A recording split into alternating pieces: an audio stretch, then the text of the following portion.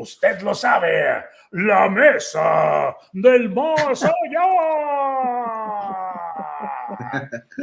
¿Puedo probar Horacio, micrófono mira. primero?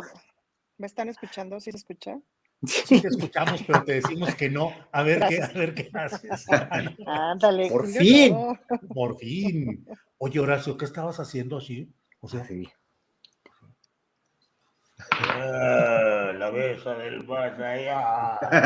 Bueno, pues, No le hagan así porque podemos quedar como Alito. No. o sea, no. de Botox, todo así o qué? Así. Todo. Bueno, pues ya estamos aquí. Muchas gracias. Disculpen, por favor, la tardanza, pero el programa se fue yendo el tiempo. Y bueno, muchas gracias. Oye, pero qué buen programa, ¿eh? Qué cosas, las revelaciones de la Molia estuvieron buenísimas. Híjole, hermano. De todo, ¿eh? ¿Tú escuchabas al doctor Lamoglia antes, Horacio? Sí, yo lo conozco desde hace años. Yo lo he admirado mucho siempre. Es una eminencia.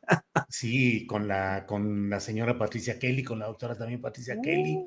Oye, vamos a hacer ahora, Lito, si pierde la elección, si pierde el PRI en los estados, va a exigir Botox por Botox, casilla por casilla. Sí, Botox por Botox. Cállate. Órale. Que lo va a hacer en una de esas promesas de campaña. Ya ves que en otros estados te prometen que el celular, que la tablet, que el Botox. Sí. El ¿Está Botox. bonito? Sí, ¿Está bonito? sí, lo están prometiendo. Tulipo. Tulipo. Sí. El hialurónico. Sí, de todo. Ana Francis, platícanos. El próximo domingo es Día del Maestro. ¿Quién ha influido como maestro en tu vida? ¿Quién recuerdas? Ay, pues recuerdo a todas mis maestras de la primaria, la maestra Josefina, la maestra Conchita, mi maestra Perla. Por ejemplo, recuerdo que mi maestra Perla tenía una hija que se llamaba Perlita. Y entonces a Perlita todo el tiempo la estaba jode y jode, porque Perlita sacaba 8, pero no sacaba 10. Yo sacaba 10, obvio, ¿no? Y entonces siempre le decía a Perlita, aprende de Ana Francis. Entonces Perlita obvio me odiaba, güey, porque, ¿no? Ajá. Y entonces luego, pues finalmente nos hicimos amigas y entonces yo iba a casa de mi maestra Perla con Perlita y con otras amigas a, pues nada, a jugar. Y recuerdo que como a los 20 años, un día iba pasando por su casa, 20, 23 años, iba pasando por su casa y dije, ay, voy a tocar a ver si está mi maestra Perla, porque me vino el recuerdo. Y toqué, ahí estaba mi maestra Perla, pues sí, ya se veía mucho más grande, pero me dio mucha tristeza ver que mi maestra Perla tenía una casa, la casa que yo recordaba estaba muy maltratada, como que se veía que no le habían dado mantenimiento y tal. Y mi maestra Perla, cuando yo era niña, trabajaba en mi primaria. Y en ese momento estaba trabajando en la misma primaria, me parece, pero además en una otra primaria por las tardes, de educación privada. Y no le alcanzaba. Me acuerdo que eso fue lo que me contó cuando la fui a ver, que no le alcanzaba. Ese cambio fue bien fuerte en unos 15 años y fue muy radical. Pero ella, por ejemplo, me enseñó a preguntar. Ya sabes, ¿tienen dudas? Y todos así, ¿no? Y entonces decía, ¿tú tienes duda? Tú, pregunta. A ver, ahora tú pregunta, ahora tú pregunta. No, tú pregunta, tú pregunta. Y entonces ahí fue donde yo recuerdo perfecto que aprendí a preguntar. Y sí, la verdad es que he sido bastante preguntoncita. Y sin duda, pues, de las... Ah, bueno, tengo una maestra, por ejemplo, de filosofía, que es una maestra reciente, que además es artista plástica, que se llama Mariana Méndez, que wow, es una escuincla, tiene menos de 40 años, pero es una eminencia, sí, tiene no sé cuántos doctorados y etcétera.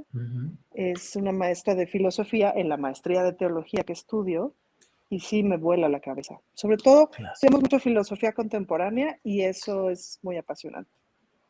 Gracias, Ana Francis. Fernando Rivera Calderón, ¿qué recuerdos tienes de escuela, de maestros? ¿Quién te ha enseñado a ser o te condujo, fue tu guía para ser lo que ahora eres? Ay, pues mira, yo tengo vocación de alumno eterno, siempre estoy dispuesto a aprender en cualquier momento de la vida, entonces evidentemente tengo muchos maestros. Se me hace raro porque convivo con una generación, que en muchos casos es la mía, que les encanta tirar netas y darle lecciones a los demás y hacernos mansplaining a todos y explicarnos cómo son las cosas. Y yo la verdad siempre estoy como muy ávido de que a mí me expliquen. Entonces, debo decir que mis primeros maestros fueron mis padres, porque mi madre me enseñó a leer y escribir, mi abuela me enseñó a cantar y mi papá me enseñó a pensar con libertad. Nunca voy a olvidar una gran lección cuando mi mamá y mi abuelita me querían obligar a ir a misa un domingo y me dijeron que Diosito me iba a castigar si no iba. Y le dije, oye papá, y esa fuerza de ir a la iglesia y esa fuerza de creer en Dios, no. De hecho, hay mucha gente como yo que creemos que Dios no existe. Y yo, ¡wow! No puede ser. Y bueno, ya no fui a misa y hubo un problema conyugal después entre mis padres, ¿verdad? Pero fue una gran lección. Y bueno, tuve también maestros en la escuela. Yo fui un niño muy buleado en la escuela, entonces había maestros que no solo pues les caía bien, sino que a veces me protegían. Reconozco siempre a mi maestro de literatura de la prepa, Agustín Medrano, que lo quiero mucho y que también yo era medio farolón, entonces según yo sabía mucho de literatura y siempre salía muy bien en los exámenes y un día no estudié nada, me preguntaron sobre un libro y pues yo inventé el libro, ¿no? Inventé la historia, todos mis compañeros estaban muy apantallados y no, pues mi maestro Agustín Medrano me puso 0 y me dijo, pues sí serás muy bueno para inventar historias, pero aquí tienes que leer y ya no se te pide. Otra gran lección. Y bueno, tuve 2 otros grandes maestros ya en mi vida laboral que no pedí, que me tocó compartir pupitre con ellos. He platicado de ellos en otros momentos aquí, que fue don Fernando Marcos, que fue mi gran maestro cuando yo empezaba a hacer periodismo en el Periódico Nacional, con quien compartía pupitre literalmente. Y años después, Froilán López Narváez, que creo que me adoptó como alumno, y a quien le aprendí muchísimas cosas, sobre todo una que le comparto a mis amigos, porque un día me vio tomando whisky y me dijo, oiga, veo que a usted le gusta mucho tomar, ¿verdad? Sí, maestro, salud. No, pues, y le gustaría llegar a mi edad y poder seguir bebiendo. Le dije, no, pues cómo no, es lo que más deseo. Me dice, entonces tendría que bajarle un poquito a su manera de beber. Y cuando me lo dijo sí me cimbró, porque pues es alguien que yo respeto mucho. Ya falleció hace algunos meses, pero esa lección siempre me quedó y siempre que empiezo a beber de más, se me aparece mi Yoda, Froilán López Narváez, y me dice, recuerda que si quieres llegar a viejo bebiendo, tienes que beber con cierta moderación. Así que bueno, ahí está mi homenaje sentido a mis maestros y maestras. Muy bien, Fernando. Horacio Franco, te toca el turno de las confesiones de maestros de escuelas, de quienes te han enseñado y te han hecho ser lo que eres, Horacio. Fíjate que yo estuve en puras escuelas públicas siempre y tuve la enorme fortuna de tener muy buenos maestros desde el kinder. En la primaria tuve verdaderamente muy buenos maestros, excepto la de tercero, debo decir que era una maestra un poco más descuidada con los alumnos y más negligente, pero todos, desde la del primero, Irma Lara Barragán Ramírez, y la de segundo, Marta Barajas, que espero que todavía sigan con vida, porque eso fue hace ya muchos años, pero fueron muy buenas maestras y me enseñaron a leer y escribir y hablar muy bien. Las maestras de la primaria que tuve en primero y en segundo fueron maravillosas. Luego en cuarto y en quinto, Ramón Ruiz Romero, que también fue muy buen maestro, y Nereida Saldaña en sexto de primaria, en la 5 de mayo, allí en Cascada y Ermita, aquí en la delegación Iztapalapa. Después en la secundaria 35, pues fueron maestros verdaderamente gloriosos, en verdad, muy buenos maestros. Una maestra eminente de geografía, Josefina Solís, de historia, Dolores Álvarez Llera, y como todavía soy muy amigo con mis compañeros de la secundaria, nos reunimos muy seguido, tenemos muy buenos recuerdos de casi todos los maestros, de todos, realmente, todos los maestros que tuvimos en la primaria. La directora, que era Luz María Nájera, era una gran personalidad y gran maestra de matemáticas. Bueno, había tantos y tantos. Josefina Oropesa. Y de Josefina Oropesa, curiosamente, tuve un maestro que era de flauta ya en el conservatorio, que me daba clases no en el conservatorio, sino privadas, el maestro Agustín Oropesa Barrera, que ya en ese entonces tenía casi 90 años, y me dio unas clases de interpretación de la música, porque él tocaba flauta transversa, yo toco flauta dulce, pero él me enseñó realmente las bases de interpretación musical, y era era una eminencia. Imagínense que él entró a la Sinfónica Nacional como por 1920 o un poquito antes, se fue a estudiar en 1915 a España, se fue en barco, trabajó de peluquero y bueno, me dio unas lecciones de vida y de cómo ganarme la vida también y de cómo interpretar la música maravillosas. Y después, obviamente, ya mi maestro de flauta en Holanda, Walter van Houwe, y su asistente Marijke Missen, que me dieron unas clases que me enseñaron a tocar realmente el instrumento y que son a ellos los que les debo, sobre todo estas tres personas que mencioné recién, ¿no? Oropesa aquí y los dos en Holanda, pues fueron los que me enseñaron realmente a forjarme como músico. También tuve grandes maestros en el conservatorio, y uno que es un gran amigo con el que sigo tocando desde hace 40 y tantos años, que es José Suárez, y que pues es una eminencia clavecinista y organista, y hace poquito pues acabo de tocar con él un concierto en Querétaro. ¿Y qué les puedo decir? O sea, mis Claro. maestros, que después se volvieron mis amigos, son en verdad, grandes forjadores en mi vida. Ujú.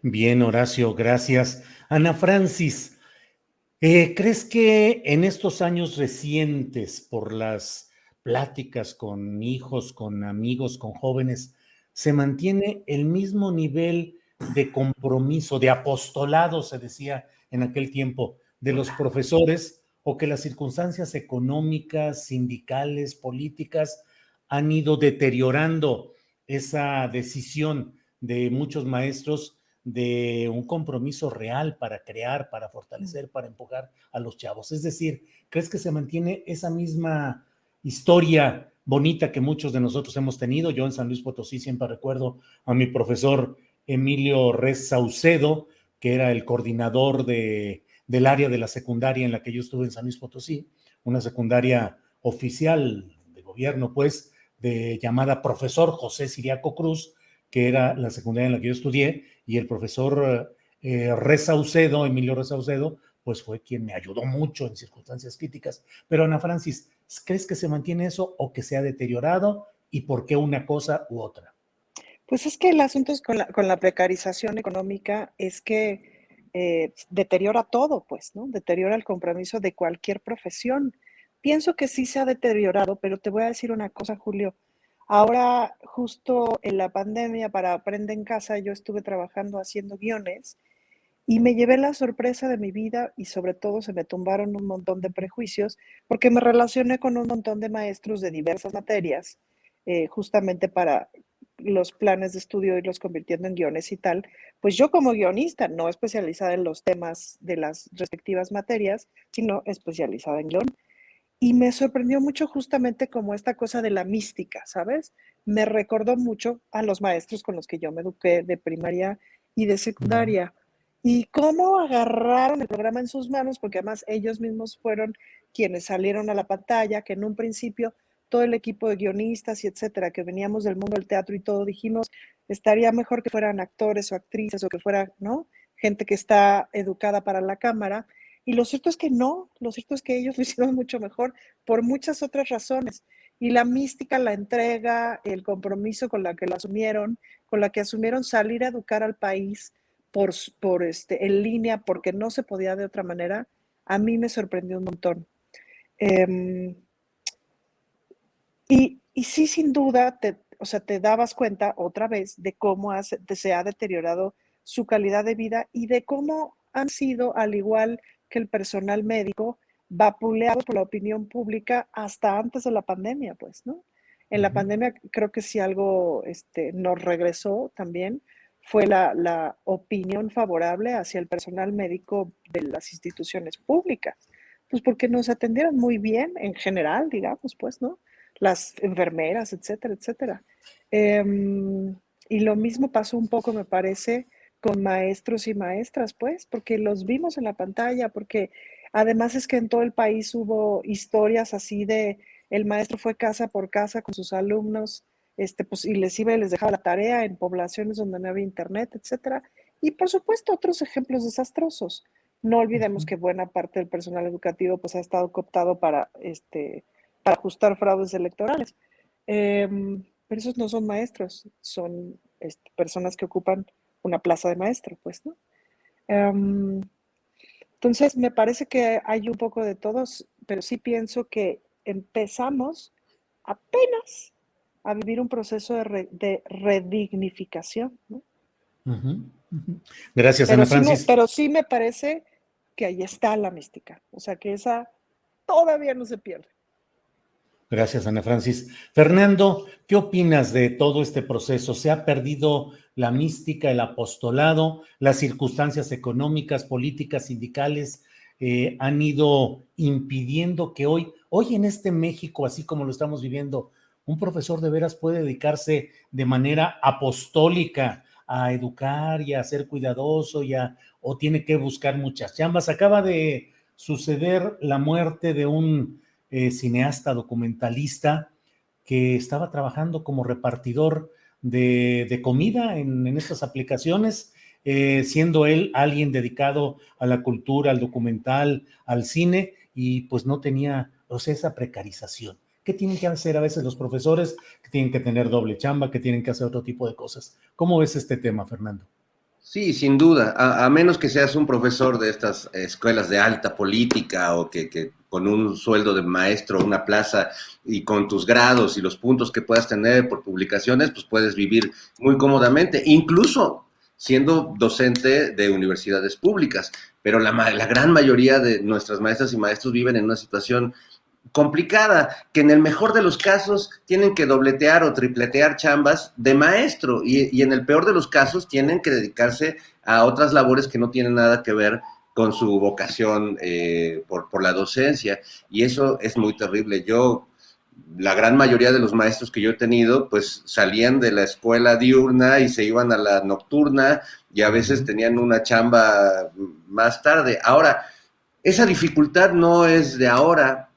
Creo que los maestros nunca la han pasado bien y creo que antes había a lo mejor hasta menos elementos, cosa que implicaba una ventaja porque los teléfonos celulares y la tecnología, si bien facilitan el acceso a la información, también hacen mucho más complicado el trabajo de un maestro ante un grupo de chavitos que tienen una pantalla al lado, ¿no? Creo que hay un beneficio y un daño al mismo tiempo, pero la mística me queda claro que sigue existiendo, ¿no? Yo creo que así como siempre habrá malos maestros, que no los mencionamos ahora, pero que también son muy formativos, ¿no? Porque los malos maestros, vaya que nos enseñan las cosas que no se deben hacer o cómo no se debe uno comportar con las nuevas generaciones. Sí creo que siempre ha habido maestros que le dan una dignidad a su oficio y que lo hacen con un amor, con un cariño y con un compromiso.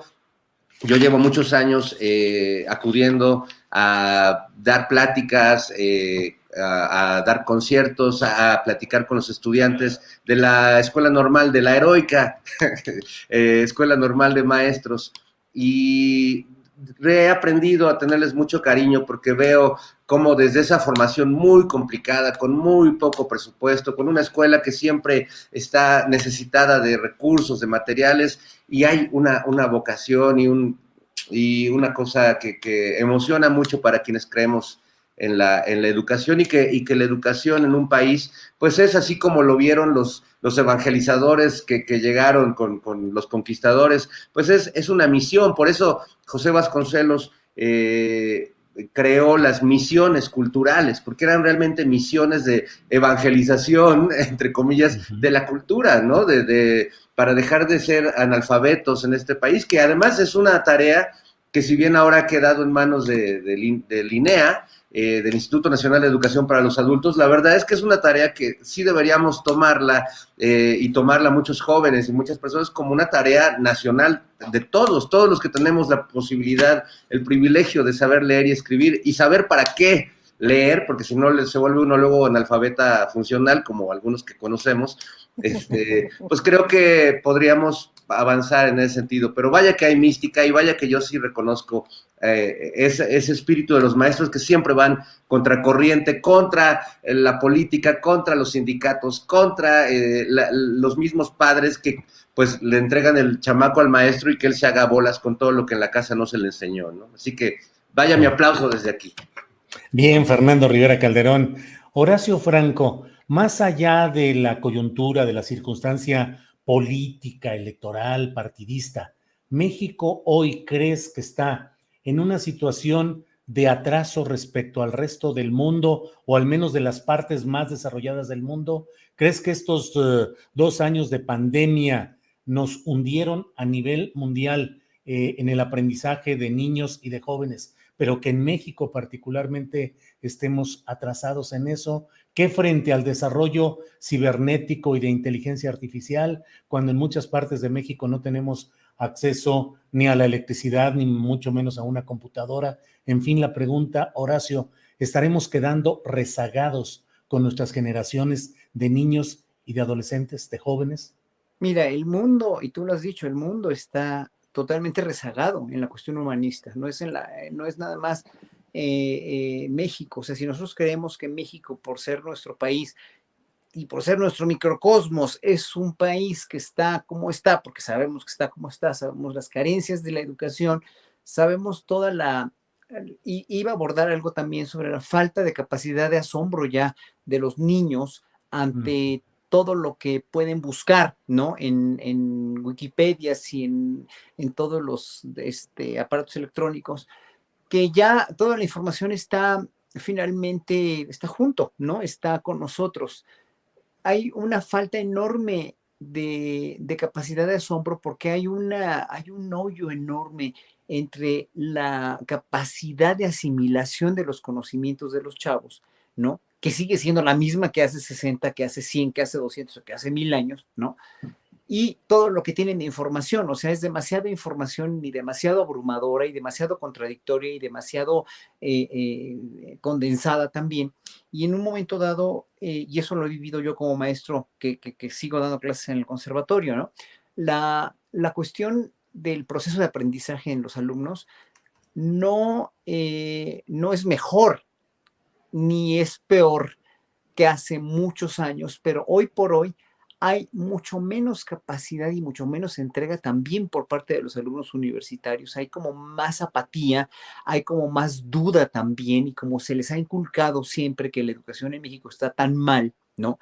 Que en un momento dado los alumnos finalmente giran en un círculo vicioso también de ostracismo, de conformismo, de falta de capacidad de asombro. Es lo que yo, a mí cuando yo estaba en la primaria, cómo me encantaban las clases de geografía y de historia y de biología y de civismo y saber, y estaba yo ansioso por conocer cosas nuevas, ¿no? Y me devoraba libros y las clases eran, en verdad, para mí era cada clase era una oportunidad de aprender y de renacer, en verdad, en la primaria y en la secundaria. Cuando hoy veo cómo está en un momento dado toda la educación enfrascada, y eso fue culpa del neoliberalismo también, o sea, el neoliberalismo eliminó Tu audio. El neoliberalismo eliminó muchísimas cuestiones humanistas de la educación e hizo que se deteriorara porque lo único que les interesaba era crear mano de obra barata. Entonces, ciencias, artes, civismo, historia, etcétera, etcétera, sí fueron como dejadas en un segundo término. Incluso la educación física también se fue deteriorando en las escuelas. Y poco a poco hubo en todo el mundo, y eso porque aquí hay una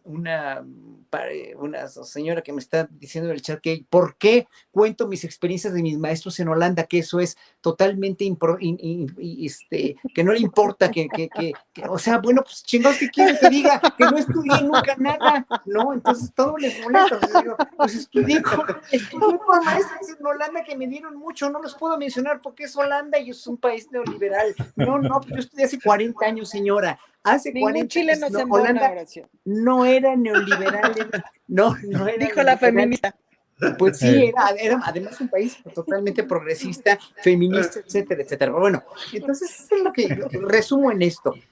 La educación en todo el mundo, porque he dado muchos conciertos también en Estados Unidos, en escuelas primarias y en escuelas secundarias hasta el 2020, me la pasaba yo dando muchos conciertos en escuelas allá en Estados Unidos, y veo también que pasa igual. O sea, los niños están muy mal preparados en las cuestiones musicales, educativas, musicales, artísticas, cívicas. Está tremenda la crisis de educación en Estados Unidos. También hay muy mala educación del otro lado de la frontera, y también en Europa se quejan muchos de que también cada vez está peor y peor y peor la educación gratuita, educación pública, perdón. Sí. Gracias, Horacio. Ana ¿Puedo decir Francis. algo, Julio? Sí, claro, sí, Yo adelante. creo que también es que está cambiando de forma radical el paradigma educativo. Es decir, ¿educación para qué?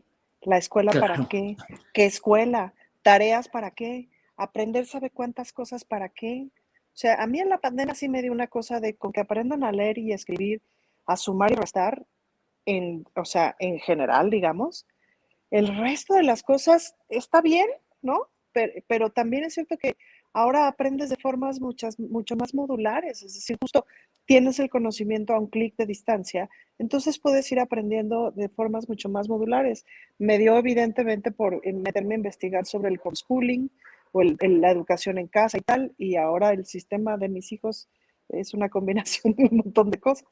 Que Dios nos bendiga, pero hay muchas cosas que tienen que ver con que las criaturas tienen que jugar y tienen que socializar, y eso es muy importante. Y hay una cosa que tiene que ver con ser un ser humano decente en el mundo, y eso tiene que ver con educarse en relación también a las otras personas, pues, ¿no? Y mirar a las otras personas.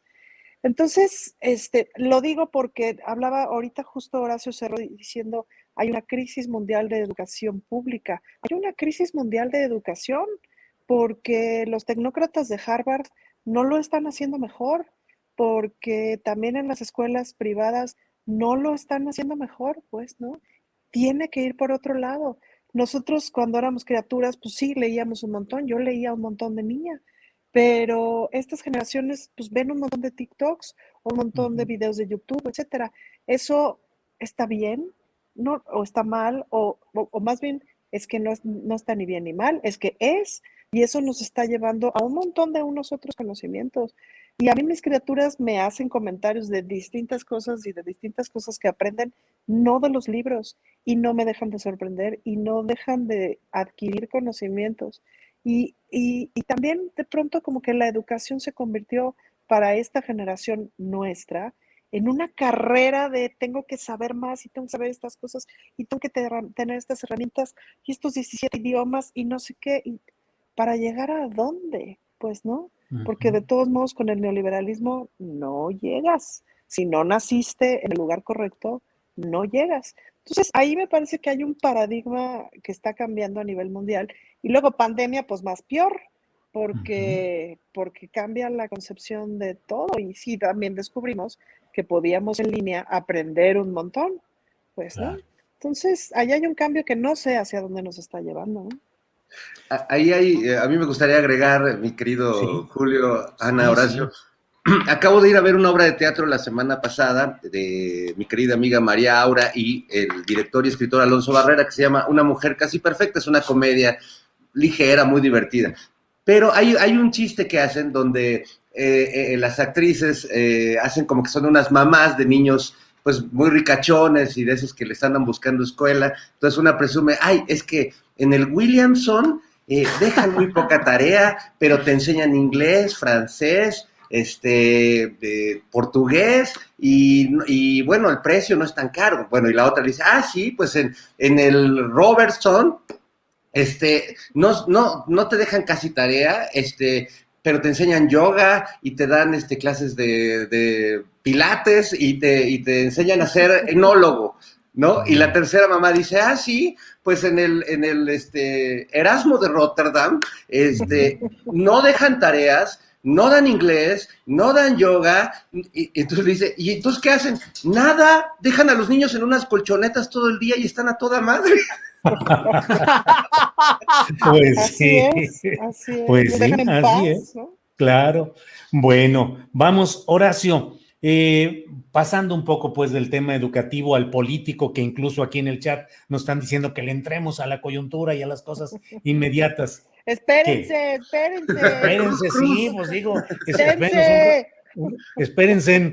espérense. Horacio, hoy iniciamos el programa de Astillero Informa, Adriana Buentello y un servidor, hablando sobre el tema de Nuevo León, de lo que ha publicado el padre de Devani, señalando que recibió por equivocación un mensaje por WhatsApp en el cual la conductora del programa principal de Milenio TV, Azucena Uresti, estaría ahí diciendo que ella siempre había estado del lado de la Fiscalía General de Justicia de Nuevo León. Y además se dio a conocer ayer mismo una necropsia que estuvo cuidando el padre de Devani para que no violentara el debido proceso. Parte de lo que platicamos Adriana y yo es cómo en medios de comunicación a veces se privilegian la voracidad noticiosa, pero además con frecuencia hechos o actitudes que terminan beneficiando a la impunidad y a la injusticia.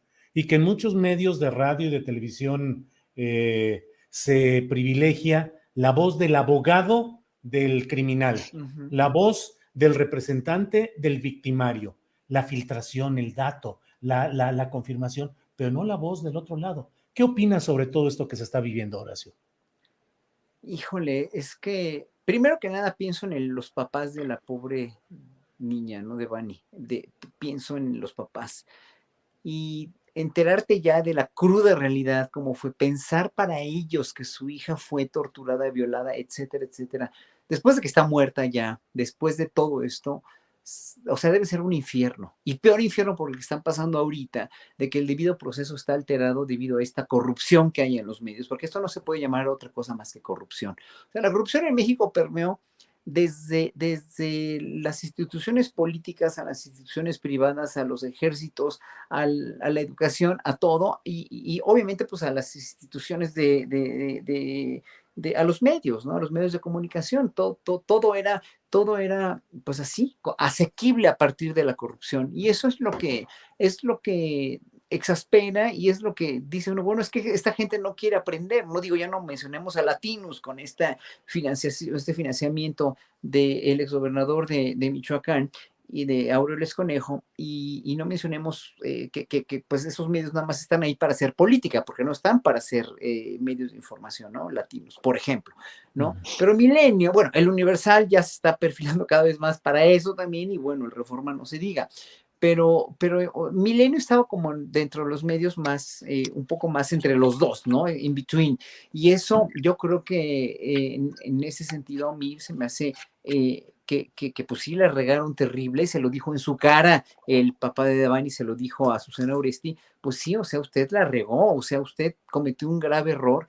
Y bueno, pues ojalá que se llegue a las últimas consecuencias, que eso, que parezco yo político hablando así de que se llegue a las últimas consecuencias, pues es que sí esperamos ya que no haya impunidad, esperemos que en verdad se levante un proceso por esa filtración o por esas filtraciones que están acabando con un debido proceso, pero que también están más que el debido proceso, es la indignación social que hay en México, la indignación de la percepción del pueblo mexicano a las instituciones de justicia y más a este tipo de medios y más a este tipo de periodistas, ¿no? Y bueno, no se diga de toda esta cuestión de la investidura de estas senadoras que salen amenazando en este programa de Alarraqui, salen amenazando indirectamente o calumniando también a Serrano, que bueno, pueden o sea, pueden estar en contra de cualquier medio, pero no deben amenazar así, deben respetar la investidura que tiene un senador para poder hablar de esa manera, porque además tienen un puesto, un cargo público y los medios tienen una responsabilidad pública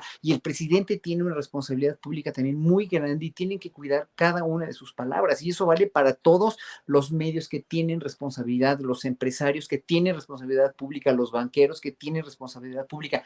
Este lenguaje de Salinas Pliego en contra de Citlali Hernández es muy desafortunado, o sea, un empresario de ese tamaño de esa magnitud no debe hablar así, o sea, nadie debemos hablar de esa manera, ni amenazar, ni filtrar, ni calumniar, ni injuriar, ni decir estas cosas que son verdaderamente muy dolorosas, sobre todo para los padres de Devani. Gracias, Horacio. Ana Francis, sobre este mismo tema, lo sucedido en Nuevo León, lo sucedido con este mensaje que ha dado el padre de Devani, lo que relaciona a Milenio TV, los demás medios que menciona Horacio Franco, ¿cómo ves toda la situación en este contexto, Ana Francis? Pues una cosa que me parece que valdría la pena preguntarse es, ¿por qué no nos enteramos de la verdad? Esto puede ser por varias razones. La primera puede ser porque quienes están encargados de encontrar la verdad son una punta de incapaces, que es posible, o esto puede ser porque quienes están encargados de decirnos la verdad están cubriendo una otra verdad que es terrible, que es tremenda y que es un problema nacional. Y a mí me gustaría enfocarme en este asunto. Me acuerdo que hace algunos años un ex suegro me contó que en una reunión eran empresarios que sponsoreaban organizaciones de la sociedad civil que buscaban cosas buenas para la sociedad. Y entonces hubo esta reunión en no me acuerdo qué playa, que pagaban los empresarios y tal, y tal, y tal. Y este señor era director de una asociación civil y cuando llegó a su habitación lo esperaba una señorita enviada por el anfitrión empresario para proveerle de servicios sexuales. Entonces, claro, para él fue como muy sorprendente. Le pidió que se retirara, le dio las gracias y tal, pero le sorprendió mucho como la práctica, pues, ¿no? Entonces, es una práctica que es bueno que hablemos de eso, que las mujeres seamos colocadas como objeto de adorno, es decir, en calidad de decán, ¿no? Como objeto de acompañamiento en calidad de escort o como objeto sexual en calidad de objeto sexual. Y ojo que no estoy hablando mal de trabajo sexual, es decir, que una mujer haga una transacción que así necesita, me parece muy bien. Estoy hablando de lo otro, estoy hablando de la trata, y eso es muy importante. En la cultura empresarial, el consumo en ese sentido es usual. Entonces, las preguntas que hay que hacerse, me parece, es, por supuesto, ¿de dónde venía la muchacha? ¿No? ¿Qué clase de fiesta era la que venía? ¿Alguien le estaba vendiendo? ¿Alguien le estaba comprando? Etcétera. ¿Y qué hay detrás de eso? Porque detrás de eso hay gente con mucho dinero y es una práctica de trata. Y es una práctica en la que prácticamente cualquier empresario de este país o ha visto o ha participado alguna vez en su vida, o ha estado en una fiesta en donde hay señoritas que te puedes llevar a tu habitación, o ha estado en un congreso en donde te dicen si gustas acá hay, o ha estado, ¿me explico? O ha participado y ha consumido. Entonces, sí es momento de que nos pongamos un espejito y digamos, a ver, ¿hasta qué momento vamos a seguir hablando de si la mamá y el papá dónde estaban, de si las amigas qué bola de mendigas hijas, de si qué pasó? Y vamos a entrarle al tema de fondo que es Nuevo León, es un espacio donde el empresariado tiene mucha fuerza. En el norte empresarial, las prácticas pachangueras de la clase empresarial incluyen a las mujeres como objeto sexual. No necesariamente el incluirnos como objeto no tiene que llegar al feminicidio, ¿me explico? Pero hay muchísimas otras prácticas que son el caminito perfecto para llegar a.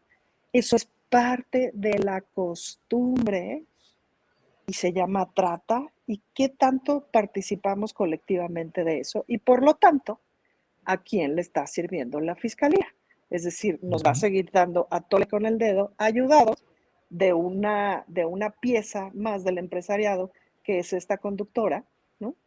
De una trabajadora más del empresariado que es esta conductora, que cree que es más que una empleada del empresariado, y no lo es, y participa en todo este entramado de corrupción que cubre una práctica común, que es utilizarnos a las mujeres en el negocio de la trata. Híjole, Ana Francis, lo que dices desde mi punto de vista es absolutamente cierto, necesario de abordar efectivamente esos catálogos que son presentados en las fiestas, de esas fiestas de élite, de altos niveles, entre comillas, en los cuales pues efectivamente se presenta para que se escoja en el menú qué es lo que va a ser el acompañamiento de fiestas, de reuniones, de congresos, de muchas cosas. Tema delicado que seguramente ya estará por ahí quien nos diga que no hay que generalizar o que no todo es así. Y bueno, no es que estemos señalando concretamente a nadie ni en ningún congreso, reunión o fiesta en particular, pero de que eso, como lo dirían, de que existe, existe. No, y de sí. que hay mafias, perdón, que hay mafias en todo el mundo dedicadas a eso, en todo el mundo, desde Malasia, Indonesia hasta Europa, pasando por España y México también. Claro. Fernando Rivera, ¿qué opinas sobre este tema de Nuevo León, empresarios, fiestas, medios de comunicación? Pues es muy, muy penoso y muy triste, y creo que hay una gran indignación. en muchos niveles. Por un lado, por la franca incapacidad, frivolidad, revictimización que han acometido tanto el gobernador Samuel García como el fiscal. Yo lamento mucho el espaldarazo que le dio hoy el presidente Samuel García, porque me parece que no sé cuáles sean los otros datos que tenga el presidente, pero no creo que Samuel García esté haciendo bien las cosas, mucho menos su fiscal y mucho menos este sainete en el que primero se acercan a las víctimas y ahora ya peleándose y diciendo que el fiscal le oculta información y haciendo un papel históricamente vergonzoso para los que creen que la alternativa para este país es un gobernante de Movimiento Ciudadano y que tenga estas características de youtuber y de un personaje que usa TikTok, pero que no tiene idea cómo manejar una crisis de este tipo. Y por otro lado, a partir de lo que dice Ana Francis, pues es cierto que las preguntas y las conjeturas que uno puede hacer como espectador pues son tremendas, porque sí, es posible que sean unos tipos muy incapaces, muy incompetentes y que no tengan idea de cómo hacer una investigación. Pero lo más probable y lo que a mí más me resuena y más me duele es que me parece que hay una red de complicidades que implica a estos personajes, empresarios, políticos, millonarios que compran mujeres, que eligen a la que les gusta al azar y se las ponen, ¿no? Pero además una red que llega a los medios de comunicación, ¿no? Y creo que eso es terrible porque no solo pienso en el caso de Devani, sino pienso en cuántos casos la Fiscalía de Nuevo León no ha convertido un feminicidio en un tropezón o en un suicidio, ¿no? Entonces es verdaderamente preocupante, indignante, me sorprende que sigan ahí dando la cara a estos personajes que no tienen vergüenza y que no merecen el respeto de nadie. Y en lo que hace Susana Oresti, porque yo he venido siguiendo las coberturas que hace desde que sucedió este evento, la manipulación emocional, el meterle música de violines tristes a cada nota que hace, darle a todas la información que da un sesgo político contra la 4T, no contra el gobierno de Samuel García. Si se fijan, está muy claro, y ahora el mensaje que le mandó por error, aunque dice que la hackearon al papá de Devani, pues confirma eso, que ella pues trabaja en función de las autoridades y de los que le dan información o dinero, ¿no? Porque ella no tiene un compromiso con el público.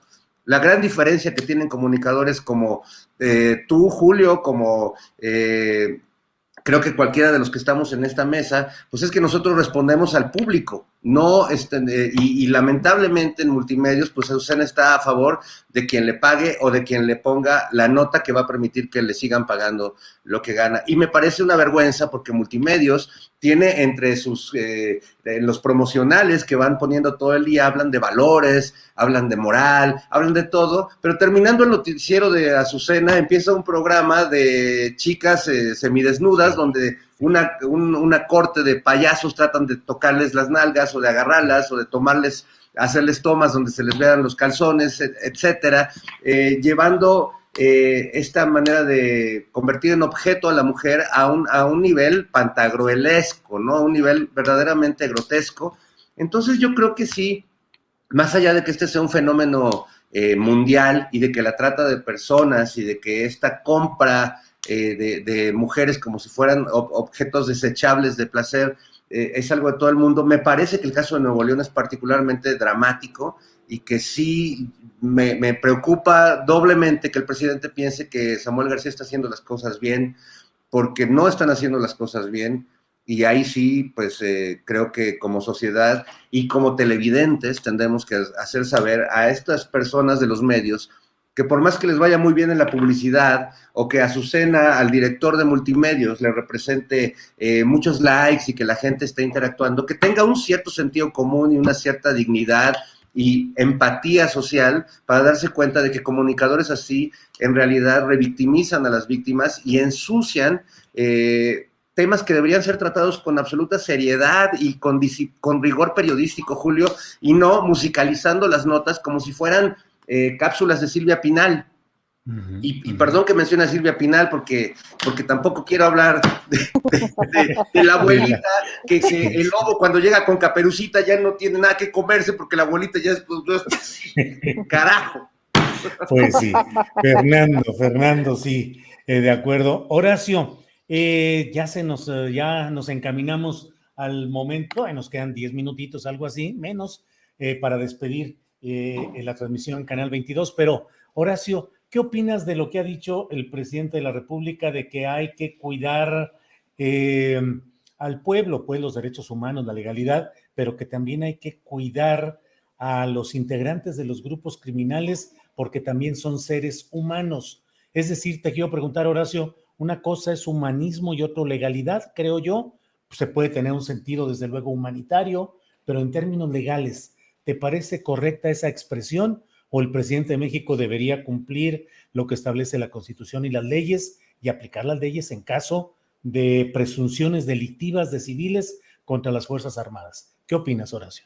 Bueno, mira, el caso contrario sería el caso de Bukele, ¿no? Que como a los encarcelados, a los tatuados, a los que él consideraba o que el gobierno consideraba como maras, cómo los encerró y cómo ni los confinó con el COVID y los tiene ahí como hacinados todos en las cárceles de una manera inhumana, como este señor, Sí.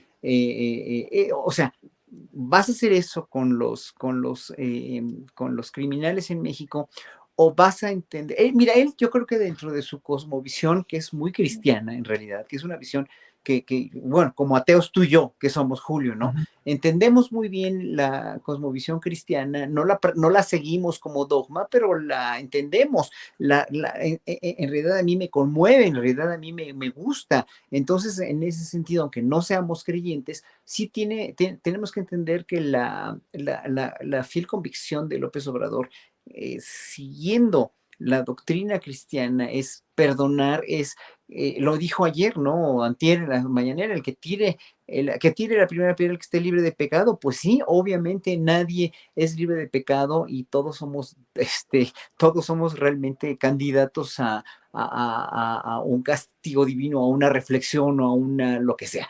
Y en ese sentido, él sabe muy bien que los criminales en México no nacieron criminales, se fueron haciendo por esa situación en la que los pusieron y por esa situación del narco, en la cual, pues, para que hubiera existido el narco, para que existiera, había que tener primero un consumidor, que es Estados Unidos, un gobierno que los protegiera, una DEA que también estuviera inmiscuida en los negocios de ilegalidad del narco, la DEA es una cuestión de veras de doble moral impresionante, tanto como los gringos y como sus armas que siguen vendiendo y siguen importando a México. O sea, aquí es tan culpable el que mata a la vaca como el que le tira la pata, de la pata, pues, ¿no? Como el que le agarra la pata. Entonces, los narcos, los sicarios, los jóvenes que se dedicaron a esto, pues les vendieron un modo de vida muy fácil, y no son otra cosa más que víctimas de la misma situación del narcoestado que era México, del narcogobierno que era, y de los consumidores norteamericanos y de las mafias internacionales. Entonces, híjole, López Obrador se metió en un brete muy, muy grueso diciendo eso, porque finalmente, pues sí, o sea, lo apoyas y dices, sí, es que es cierto, ellos no tienen la culpa, o sea, no hay por qué matarlos en caliente, no hay por qué, pero ¿cómo acabas con algo así cuando ellos están acabando con la vida de tantos? Y es lo que a la gente la tiene muy insatisfecha. Yo lo único que digo es que para arreglar este problema se necesita mucho más tiempo y se necesita que Estados Unidos, primero que nada, reconozca que ellos son los grandes consumidores y que gracias a ellos tenemos ese problema del narco en México, y en segunda, que se esperen muchos más años a sensibilizar y a supereducar a toda esa gente y a darle estas oportunidades que está empezando a darle Andrés Manuel. Él cree firmemente en esa convicción, y ya para terminar, pues obviamente creo que lo va a lograr el siguiente gobierno o el otro siguiente gobierno, sí, y solo si siguen con el mismo paradigma. Bien, gracias, Horacio. Ana Francis, nos van a quedar como unos 3 minutitos y te pregunto qué opinas de la reacción del gobierno de la Ciudad de México frente al dictamen de la empresa noruega. Hay quienes, sobre la línea 12 del metro, hay quienes dicen que a la paciente no le gustó el diagnóstico del médico y por eso lo rechazó. ¿Qué opinas, Ana Francis? Mira, es muy interesante porque desde el mes de diciembre el gobierno de la ciudad empezó a manifestar que había inconsistencias en lo que iba entregando la empresa noruega sobre el tercer informe. Curioso también ver que en el mes de diciembre toda la petición de firmas para la revocación de mandato se superó la expectativa, pero por un montón. Es decir, hubo una demostración de fuerza política muy importante del grupo mayoritario de poder y hubo una demostración de fuerza también muy importante en la Ciudad de México. Entonces, me parece que estos últimos 3 meses hemos ido viendo cómo es viable, es posible que ocurra que Claudia Sheinbaum sea presidenta. Y es importante también ver, desde mi perspectiva, que si Claudia Sheinbaum es presidenta, es probable que sea un proyecto de continuación del obradorismo, lo cual no necesariamente sería así con otros candidatos. Como ya he dicho aquí en varias ocasiones, si bien es cierto que tengo mucha admiración por Marcelo Ebrard, también es cierto que hay una parte de lo que tiene que ver con justicia social, con justicia económica, al que no le entró, al que nunca le ha entrado, no de forma radical, como le ha entrado el presidente y como podríamos asumir y podríamos suponer que le daría continuidad Claudia Sheinbaum. Entonces, es muy interesante ver que ante la gran posibilidad que se abre de que el proyecto político continúe, hay todo un sector empresarial que está muy incómodo con eso y no es un sector empresarial nacional, es un sector empresarial mundial. Es muy interesante que el nado sincronizado comienza con Xochitl Gálvez teniendo una información que sabe Dios de dónde sacó, luego sale El País, es decir, Grupo Prisa, y el mismo día sale también en la portada del Reforma que Marcelo Ebrard va un puntito arriba por sobre Claudia Sheinbaum en la carrera presidencial, pues, ¿no? Y también sale otra columna, me parece que es el Milenio, con Gibran hablando justamente del mismo asunto, soltando pestes de cómo el gobierno ha enfrentado el asunto o no del tercer informe. Entonces, como yo leía Shakespeare, toda esa narrativa, pues es muy interesante, pues, ¿no? De cómo es una lluvia y una lluvia tremenda, justamente atacando a la figura de la jefa de gobierno. Lo que dice el tercer informe en realidad es que mete una cizaña, es decir, mete la cizaña de si el mantenimiento es responsable o no de la caída de la línea 12. Lo que dice el informe 1 y 2 es que básicamente es un problema de diseño y construcción, y eso se va ampliando en las informaciones. Y es muy parecido a las otras auditorías, a lo que estaría planteándose desde la Fiscalía y desde el Colegio de Ingenieros. Y eso es bastante más complejo, ¿me explico?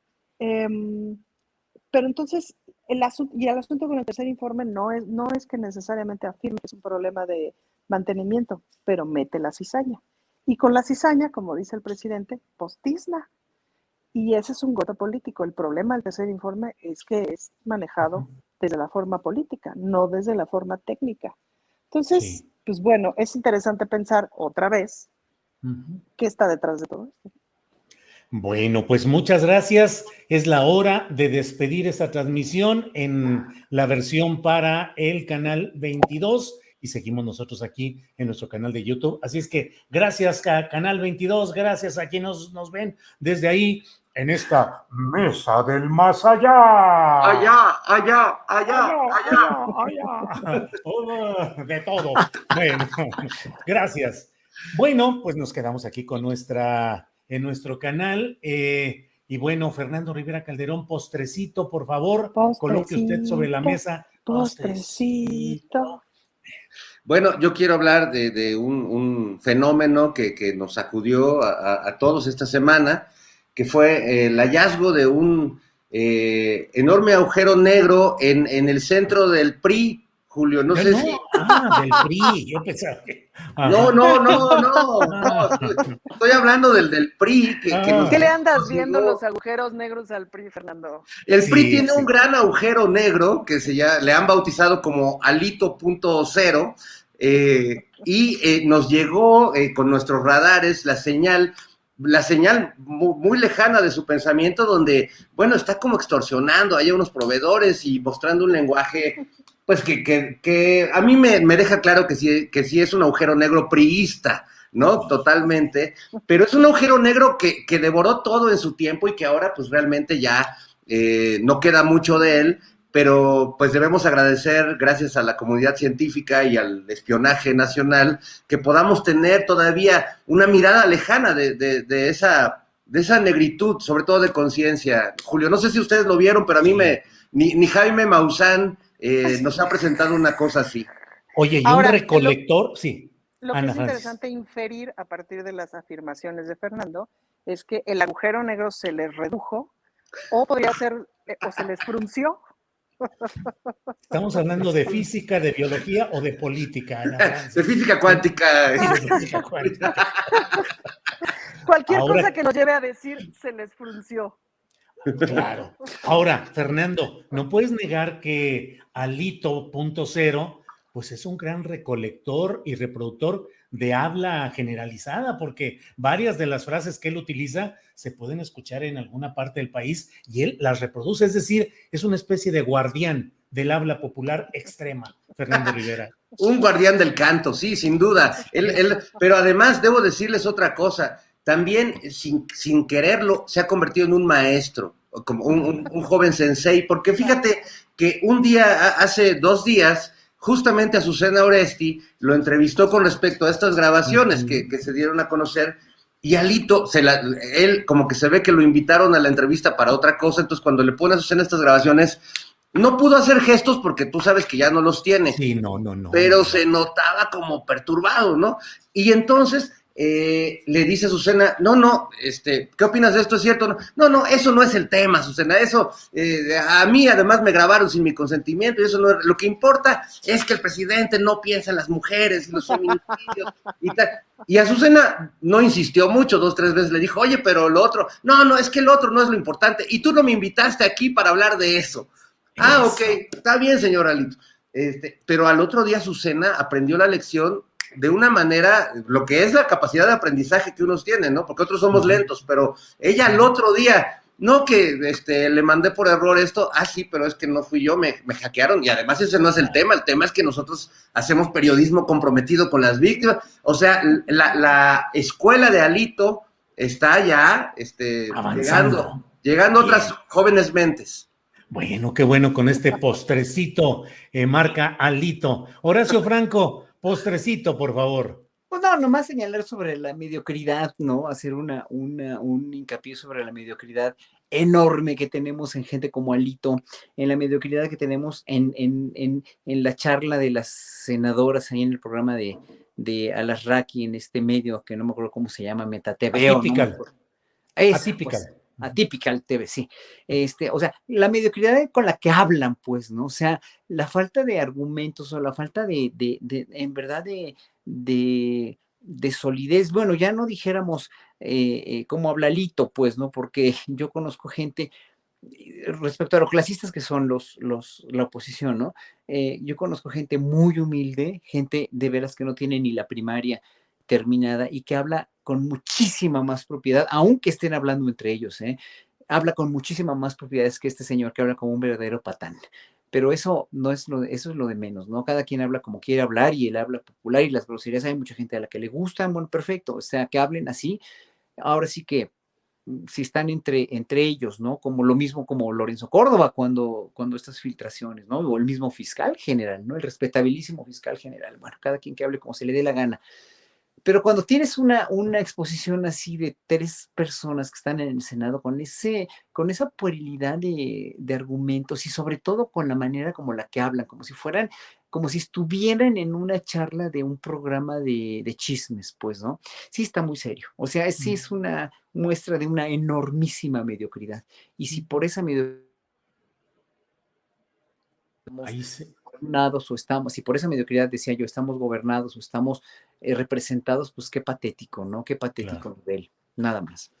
Gracias, Horacio. Antes, Ana Francis, antes de tu postrecito, para precisar que el director de películas como Los rollos perdidos de Pancho Villa y Nadie es inocente fue Gregorio Rocha. Hubo reconocimiento de la Secretaría de Cultura de la Ciudad de México, de la Secretaría Federal, del Instituto Mexicano de Cinematografía, y murió siendo repartidor de alimentos o de productos a través de las aplicaciones, lo cual no tiene absolutamente nada ni de reprobable ni de criticable, pero sí señala pues la situación de precariedad en la cual productores de contenidos culturales, artísticos, maestros, pues tienen que sobrevivir en circunstancias como estas. Gregorio Rocha. Bien, Ana Francis Moore, el postrecito de postrecitos, porque ya ahora sí es el final, Ana Francis. Yo les quiero invitar a todos a que vayan este domingo al Centro Cultural Los Pinos, porque va a haber un concierto de mega lujo con Nora Huerta, con la canción Taruga, con Rosalba Cruz, con su canción de jazz, y con Vivir Quintana.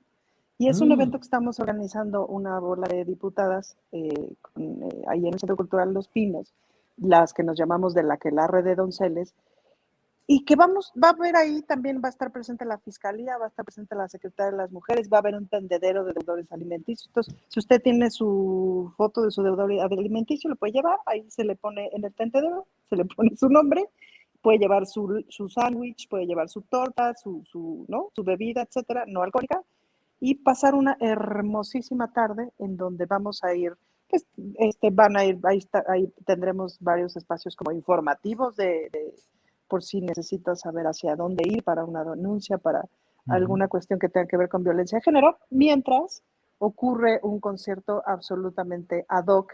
Es una conclusión a la que llegamos las diputadas porque dijimos, ningún choro de hora y media va a ser mejor que una canción de Vivir Quintana para hablar justamente de lo que tenemos que hablar, que es de las circunstancias, como decíamos hace ratito, de la trata, etcétera, etcétera, etcétera, que son las cosas que nos violentan y nos matan a las mujeres. Domingo, Centro Cultural Los Pinos, en el helipuerto, a partir de las 3 de la tarde.